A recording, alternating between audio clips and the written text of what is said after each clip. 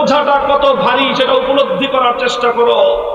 এটা সেই আমানত, ইন্না আরাজনাল আমানাতা আলাস সামাওয়াতি ওয়াল আরদি ওয়াল জিবাল ফাআবাইনা আন ইয়াহমিলনাহা ওয়া আশফাকনা মিনহা ওয়া হামালাহাল ইনসান। যে আমানতের দায়িত্ব বহন করতে অপারগতা প্রকাশ করেছিল আসমান, যে আমানতের দায়িত্ব বোঝা নিতে ব্যর্থ হয়েছিল পাহাড়, যে আমানতের বোঝা বহন করতে অক্ষমতা প্রকাশ করেছিল জমিন, সেই আমানত সর্বশেষ একজন পয়গম্বর বহন করেছিলেন। আর সেই আমানতের দায়িত্ব পর্যায়ক্রমিক ভাবে পয়গম্বরদের কাঁধ থেকে উম্মতের আলেমদের কাঁধে স্থানান্তরিত হয়েছে। সুতরাং আলেম হওয়া, আলেম লকব ধারণ করা, আলেম পরিচয় ধারণ করা, এটা জগতের আর ৮-১০টা ডিগ্রি ধারণ করার মতো নয়। আলেম হওয়ার অর্থ শুধু অনার্স পাস করা নয়, আলেম হওয়ার অর্থ শুধুমাত্র এমএ পাস করা নয়, আলেম হওয়ার অর্থ শুধুমাত্র শিক্ষাগত একটা ডিগ্রি গ্রহণ করা নয়, আলেম হওয়ার অর্থ শুধুমাত্র শিক্ষাগত যোগ্যতার একটা সার্টিফিকেট আর সনদ হাসিল করা নয়। আলেম হওয়ার অর্থ হলো আদম আলাইহিস সালাম থেকে আখির নবী মুহাম্মদুর রাসূলুল্লাহ সাল্লাল্লাহু আলাইহি ওয়াসাল্লাম পর্যন্ত সমস্ত নবীদের জিম্মাদারি দায়িত্বের জোয়াল কাঁধে তোলা। সুতরাং আমি উসিকুম ওয়া ইয়ায়া, বিশেষ করে নবীন আলেম যারা দাওরা ফারেক হচ্ছ, সন্তান তুল্য হিসেবে তোমাদেরকে বলি, যদি কেউ মনে করো যে এত বড় বোঝা বহন করার হিম্মত নাই, খবরদার নিজের নামের সাথে কোনোদিন আলেম লকব ব্যবহার করবা না। যদি মনে করো এই দায়িত্ব বহন করার মতো হিম্মত নাই, আলেম উপাধি বহন করবা না, আলেম পরিচয় ধারণ করবা না। কোরআন হাদিসের এলেম কিছু মালুমাত হাসিল করেছো, কিছু ইনফরমেশন মুখস্থ করেছো। ইনফরমেশন এক জিনিস, নলেজ ভিন্ন জিনিস। ইনফরমেশন এক জিনিস, নলেজ ভিন্ন জিনিস। মালুমাত এক জিনিস, এলেম আরেক জিনিস। মালুমাত এক জিনিস, এলেম আরেক জিনিস। যারা মনে করবে যে না বাপরে বাপ, এই জিম্মাদারি তো অনেক ভয়াবহ জিম্মাদারি, এটা সেই জিম্মাদারি যেই জিম্মাদারি আদায় করতে গিয়ে হযরত ইউনূস আলাইহিস সালামকে মাছের পেটে যেতে হয়েছিল, এটা সেই জিম্মাদারি যেই জিম্মাদারি আদায় করতে গিয়ে হযরত জাকারিয়া আলাইহিস সালামকে দ্বিখণ্ডিত হতে হয়েছিল, এটা সেই জিম্মাদারি যেই জিম্মাদারি আদায় করতে গিয়ে খলিল ইব্রাহিম আলাইহিস সালামকে অগ্নিকুণ্ডে নিক্ষিপ্ত হতে হয়েছিল, এটা সেই জিম্মাদারি যেই জিম্মাদারি আদায় করতে গিয়ে হযরত মুসা আলাইহিস সালাতু ওয়াস সালামকে গোটা উম্মত সহ দেশান্তরিত হতে হয়েছিল, এটা সেই জিম্মাদারি যেই জিম্মাদারি আদায় করতে গিয়ে হযরত ঈসা আলাইহিস সালাতু ওয়াস সালামকে ষড়যন্ত্রকারীদের মাধ্যমে নিজেকে ফাঁসি দেওয়ার মতো, হত্যা করবার মতো ষড়যন্ত্রের মুখোমুখি হতে হয়েছিল, এটা সেই জিম্মাদারি যেই জিম্মাদারি আদায় করতে গিয়ে নবী মুহাম্মদ আরবীকে তায়েফের ময়দানে রক্ত ঝরাতে হয়েছিল, এটা সেই জিম্মাদারি যেই জিম্মাদারি আদায় করতে গিয়ে আমার নবীকে উহুদের ময়দানে মাথা ভাঙতে হয়েছিল, দাঙ্গার শহীদ করতে হয়েছিল, রক্ত দিতে দিতে বেহুশ হয়ে জমিনে পড়ে যেতে হয়েছিল।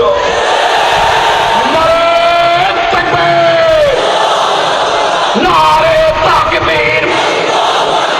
আল কোরআনের শত্রুরা হুঁশিয়ার, সাবধান!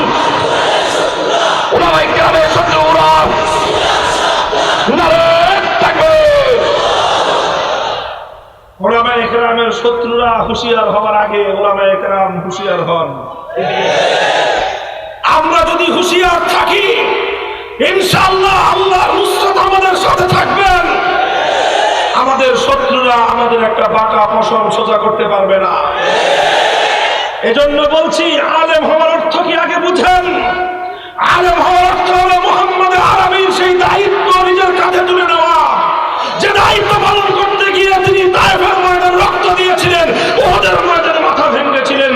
আলেম হওয়ার অর্থ হলো ঈসা আলাইহিস সালামের উত্তরাধিকারের দায়িত্ব নেওয়া, যে দায়িত্ব পালন করতে গেলে আপনার শত্রু আপনাকে ফাঁসি কাস্টে ঝোলাতে পারে, এটা সেই দায়িত্ব যেই দায়িত্ব পালন করতে গিয়ে মুসা আলাইহিস সালামের বিপক্ষে ফিরআউন তার সমস্ত রাজ্য শক্তি নিয়ে উঠে পড়ে লেগেছিল।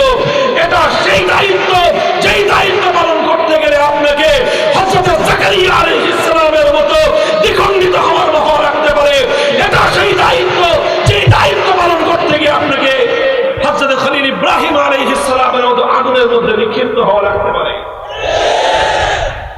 যদি বলেন যে হুজুর ভয় লাগে, যে ভয় লাগে, ভয় লাগলে তো রাস্তা আগেই বললাম, রাস্তা আগেই বলে দিলাম, নিজে পরিষ্কার করে দিবেন যে ভাই আমি আলেম না, আমি আলেম না, আমি কিছু ইনফরমেশন মুখস্থ করেছি, আমি কোরআন হাদিসের কিছু তথ্য মুখস্থ করেছি, কোরআন হাদিসের কিছু নলেজ আমি শিখেছি, বাট আমি আলেম না। নিজের অবস্থান পরিষ্কার করে দেওয়া উচিত। আল্লাহ পাক উলামায়ে কেরামকে বুঝবার তৌফিক দান করেন। আবারও বলছি, উলামায়ে কেরামের প্রতি বার্তাটা হলো আল্লাহর নবী আলেমদের উপর আস্থা রেখে গেছেন। আল উলামা ওয়ারাসাতুল আম্বিয়া, নবীজি আলেমদের উপর আস্থা রেখে গেছেন। আস্থা রেখে উম্মতকে সান্ত্বনার বাণী শুনিয়েছেন, হে আমার উম্মত, তোমরা হতোদ্যম হও না, তোমরা নিরাশ হও না, তোমরা হতাশ হয়ে পড়ো না, কারণ আমরা নবীরা না থাকলে কি হবে, আলেমরা থাকবে। কাজেই আলেমদের দায়িত্ব আর কর্তব্য এর চেয়ে বেশি ভেঙ্গে বোঝানোর কোনো প্রয়োজন নাই।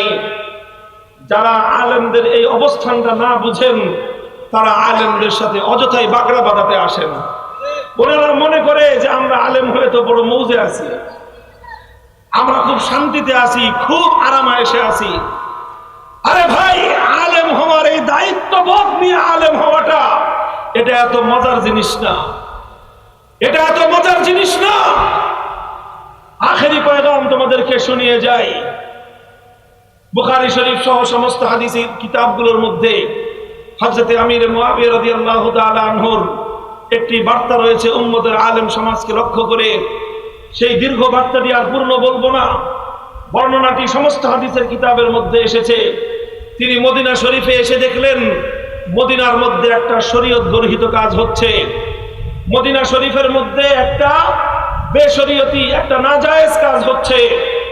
হযরত মুআবিয়া রাদিয়াল্লাহু তাআলা আনহু মদিনার মধ্যে ওই কাজটা হতে দেখে তিনি ফাকাদ আলা মিম্বারি রাসূলিল্লাহি সাল্লাল্লাহু আলাইহি ওয়াসাল্লাম, আল্লাহর নবীর মিম্বরে বসলেন। যেই মিম্বরে বসে আল্লাহর নবী উম্মতকে তিনি বিভিন্ন নির্দেশনা প্রদান করতেন, সেই মিম্বরে বসে হযরত মুআবিয়া রাদিয়াল্লাহু আনহু সর্বপ্রথম প্রশ্ন করলেন, আইনা উলামাউকুম, আইনা উলামাউকুম, হে মদিনাবাসী জবাব দাও, তোমাদের শহরে শরীয়তের বিরুদ্ধে কার্যকলাপ পরিচালিত হচ্ছে, এই জনপদে আল্লাহর হুকুম লঙ্ঘিত হচ্ছে, আলেমরা কোথায়? জবাব চাই। প্রথম জবাব তিনি এটা বলেন নাই মদিনা শরীফের এই শহরের নগর পিতা কোথায়, এই শহরের মেয়র সাহেব কোথায়, এটা জিজ্ঞাসা করেন নাই। তিনি এটা জিজ্ঞাসা করেন নাই যে মদিনার এসপি কোথায়, জিজ্ঞাসা করেন নাই মদিনার ডিসি কোথায়। বলবেন যে হুজুর এসপি ডিসি ছিল কিনা? আরে ভাই, এই পরিভাষা না থাকতে পারে, কিন্তু গভর্নর বর্তমান সময়ের একজন ওসি, একজন ডিসি, এসপি এবং মেয়র মিলে যা কাজ করে, ইসলামী খেলাফতের যুগে একজন গভর্নরের ক্ষমতা এবং দায়িত্বের অনেক বেশি থাকতো। মদিনা শরীফে গভর্নর ছিল, হযরত মুআবিয়া এটা জিজ্ঞাসা করেননি মদিনার গভর্নর কোথায়, মদিনা আইন শৃঙ্খলা রক্ষাকারী বাহিনীর সদস্য কোথায়। তিনি সর্বপ্রথম প্রশ্ন করেছেন, আইনা উলামাউকুম, আল্লাহর বিধান লঙ্ঘিত হচ্ছে, আলেমরা কোথায়। মুহতারাম হাজিরিন, এই হাদিসের ব্যাখ্যায় সমস্ত ব্যাখ্যাকারগণ লিখেছেন, সুতরাং আল্লাহর জমিনে যখন কোনো আল্লাহর বিধান লঙ্ঘিত হবে, আল্লাহর জমিনে যখন শরীয়ত বিরোধী কোনো কার্যকলাপ পরিচালিত হবে, তখন এর দায় শুধুমাত্র পুলিশের নয়, এর দায় শুধুমাত্র প্রশাসনের নয়, এর দায় শুধু সিটি কর্পোরেশনের নয়, এর দায় শুধু এমপির নয়, এর দায় শুধু মন্ত্রী পরিষদের নয়, এর দায় শুধুমাত্র আদালতের নয়, এর দায় শুধু সরকারের নয়, বরং আল্লাহর দ্বীনের বিরুদ্ধে যখন কোনো কার্যকলাপ পরিচালিত হবে, সর্বপ্রথম তার দায় বহন করতে হবে আলেমদেরকে। কেন চিৎকার করি আমরা বুঝেন না? চিৎকার না করলে যে কি কি সুবিধা পাওয়া যায় বুঝি সব আমরা। ওই সমস্ত হালুয়া রুটি খাইতে আমাদের কাছে মিষ্টি লাগবে, তিতা লাগবে না। সব জানি, সব বুঝি, এবং এটাও জানি এই তাওহীদের কথা উচ্চ কণ্ঠে উচ্চারণ করার কারণে কারা কারা বিরাট ভাজন হতে পারে, আর সেই বিরাট ভাজনদের ক্ষমতার হাত কত লম্বা সব আমাদের অনুভূতির মধ্যে আছে। তবে একটা সবক মুখস্থ করেছি পূর্বসূরীদের কাছ থেকে, শাইখুল হাদিসের কাছ থেকে। জীবনে একটা শিক্ষা, একটা সবক মুখস্থ করেছি, জীবনের পণ করেছি, একজনকে রাজি করব, আরশওয়ালাকে, আসমানওয়ালাকে রাজি করব, আল্লাহ এবং তার রাসূলের স্যাটিসফ্যাকশন চাইব। আল্লাহকে রাজি করে আল্লাহর রাসূলের সন্তুষ্টি অর্জন করার পর যারা যারা খুশি, ওয়েলকাম। আর আল্লাহকে রাজি করার পর অন্য কেউ যদি বেজার থাকে, তাহলে অন্য কাউকে খুশি করতে গিয়ে, অন্য কাউকে রাজি করতে গিয়ে আরশের মালিক আল্লাহকে নারাজ করতে পারবো না।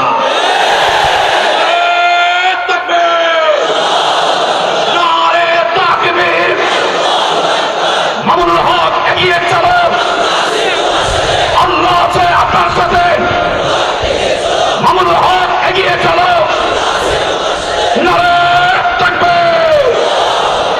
সুতরাং আমাদের পয়গাম পরিষ্কার।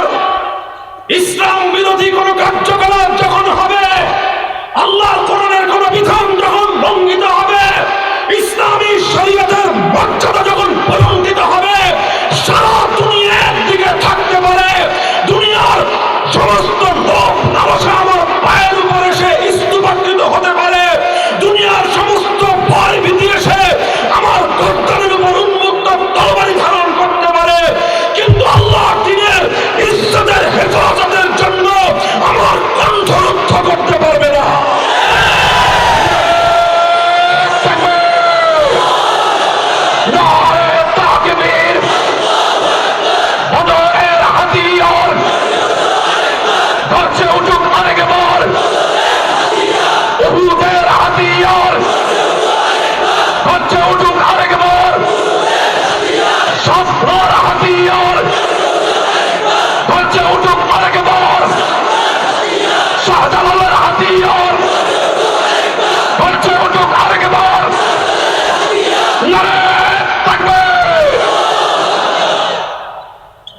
আখেরি কথা, হযরত মুআবিয়া রাদিয়াল্লাহু তাআলা আনহুর যে হাদিসটির উদ্ধৃতি দিয়ে হাদিসের শারহীন এবং ব্যাখ্যাকারদের কথাটা আমি আপনাদের সামনে উল্লেখ করলাম, সেখানে শারহীন হাদিস আরেকটা কথাও লিখেছেন যে উম্মতের আলেমদের জিম্মাদারি সর্বপ্রথম, তারা সর্বপ্রথম মাসউলুন ইনদাল্লাহ, তারা সর্বপ্রথম আল্লাহর কাছে জবাবদিহিতায় বাধ্য থাকবে, এরপরে অন্য যে যা হয় হবে।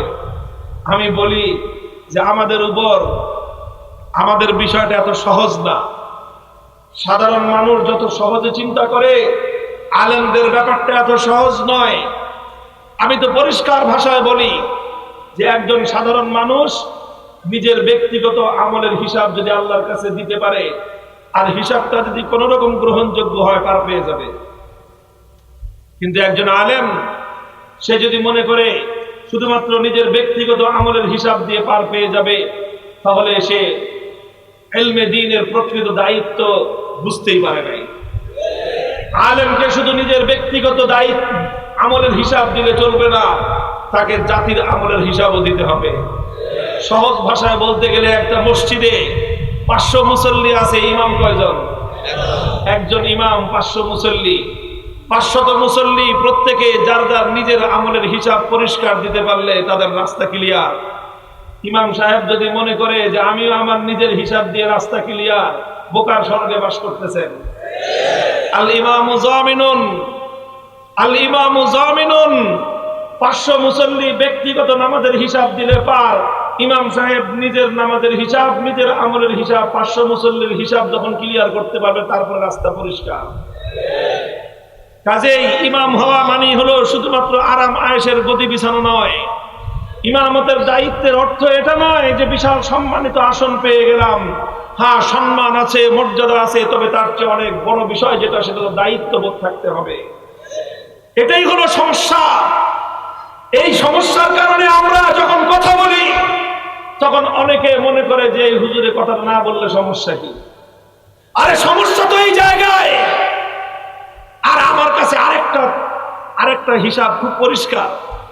হযরত ওমর ফারুক রাদিয়াল্লাহু তাআলা আনহু ওনার একটা কথা খুব বেশি জায়গায় জায়গায় উনি বলতেন, যেখানেই ওনার কথার সাথে অন্যের কথা মিলতো না সেখানে তিনি এসে প্রশ্ন করতেন, আলাসনা আলাল হাক্কি ওয়া হুম আলাল বাতিল, আলাসনা আলাল হাক্কি ওয়া হুম আলাল বাতিল। তাওহীদের পক্ষে কথা বললাম আমি, আর শিরকি সংস্কৃতির পক্ষে কথা বলল ও। তা আমি হকের উপর আর সে বাতিলের উপর, বিষয়টা কি এমন নয়? কথা বলেন। আমি বললাম তাওহীদের পক্ষে কথা, সে বলল শিরকের পক্ষের কথা, তাহলে আমি হকের উপর সে বাতিলের উপর, ব্যাপারটা কি এমন নয়? না ভিন্ন কিছু হতে পারে? তাহলে আমি হকের উপর, সে হলো বাতিলের উপর। আলাইসা কাতলানা ফিল জান্নাতি ওয়া কাতলাহুম ফিন নার। তাওহীদের পক্ষে থেকে কথা বলতে গিয়ে জীবন গেলে আমি হব শহীদ, আমার স্থান হবে জান্নাত। শিরকের পক্ষে কথা বলতে গিয়ে জীবন গেলে ও হবে জাহান্নামের আর নরকের কি? কোন সন্দেহ আছে? কোন সংশয় আছে? তাহলে যদি হিসাব এটাই হয়ে থাকে যে আমার অবস্থান হকের পক্ষে, আমার অবস্থান তাওহীদের পক্ষে, যদি ব্যাপার এমনটাই হয়ে থাকে হকের উপর থেকে তাওহীদের পক্ষে কথা বলে জীবন গেলে যদি আমার ঠিকানা হয় খোদার জান্নাত, আর শিরকের পক্ষে থাকলে যদি হয় বাতিল, বাতিলের উপর থেকে জীবন গেলে যদি তার ঠিকানা হয় জাহান্নাম, ফালামা নুতি হাযিহিদ দানিয়াতা ফি দীনিনা। তাহলে ও যদি নতি স্বীকার করতে না পারে, বাতিলের উপর থেকে জাহান্নামের নিশ্চয়তা নিয়ে সে যদি মাথা নত করতে না পারে, হকের উপর থেকে জান্নাতের সুসংবাদ পাওয়ার পর আমি কেন নতি স্বীকার করব? নারে তাকবীর, সাবিরুল্লাহ সাবিরুল্লাহ, জিহাদ জিহাদ, সাবিরুল্লাহ সাবিরুল্লাহ, নারে তাকবীর। সুতরাং নমনীয় যারা হকের উপর থাকে তারা নয়, বরং যে বাতিলের উপর আছে তাকেই নমনীয় হতে হবে। মৃত্যুর পরে যার জন্য জান্নাতের নিশ্চয়তা, সে কেন